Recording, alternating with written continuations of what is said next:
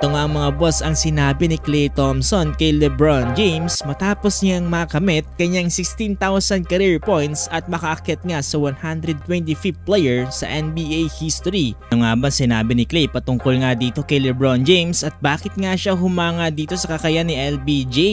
Samantalang eto mga boss, Anthony Edwards may panibagong fine na naman mga boss dahil sa kanyang ginawa dito sa naging laban nila kontra Grizzlies. Magkano nga ba mga boss ang kanyang naging multa dyan? Tara't pag-usapan natin yan.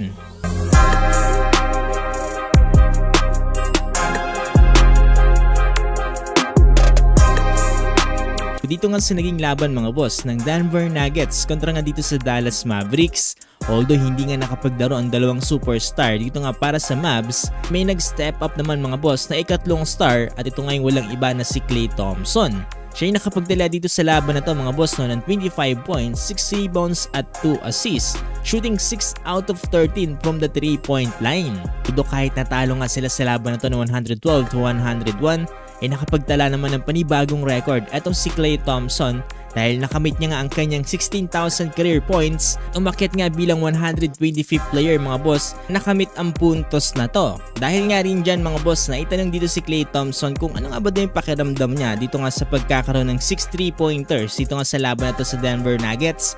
Pag-cheer nga sa kanya ng crowd dito nga ng Mavericks. Kay Klay Thompson mga boss, masaya nga daw siya dito sa pinapakitang suporta ng crowd. Yun na nga din daw ng kanyang mga teammates. Naitanong din si Klay Thompson mga boss kung ano nga ba yung pakiramdam niya sa pagkakaroon ng 16,000 career points dito nga sa NBA. Bilang sabi niya nga dyan mga boss no, it's ridiculous nga daw na kung iisipin siya ay may 16,000 career points at itong si LeBron James ay merong 40,000 career points. Kumbaga ang gusto iparating dito ni Klay Thompson mga boss no, so sobrang grabe na ng effort na ginagawa niya. Hindi man lang daw umabot sa kalahati sa nagawa ni LeBron James.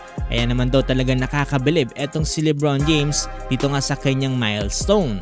Dito naman mga boss na naging laban ng Memphis Grizzlies kontra nga dito sa Minnesota Timberwolves. Under 1 minute mark mga boss dito nga sa third quarter. Eto matapos kasi ang slam dunk na ginawa dito ni Rudy Gobert ay nag-flex nga itong si Anthony Edwards dito nga sa bench at binigyan nga siya dito ng technical foul ng referee.